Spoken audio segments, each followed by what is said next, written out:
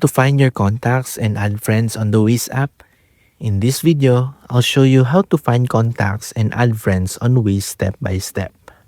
First, open the Waze app on your phone.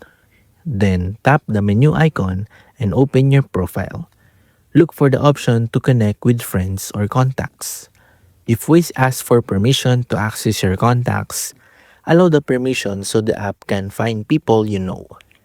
Next, check the available contacts and select the person you want to connect with, depending on the options available on your version of Waze. You can send an invitation or connect with them through the available sharing options. If you don't see your contacts, make sure Waze has permission to access your contacts in your phone's settings. And that's how to find contacts and add friends on the Waze app.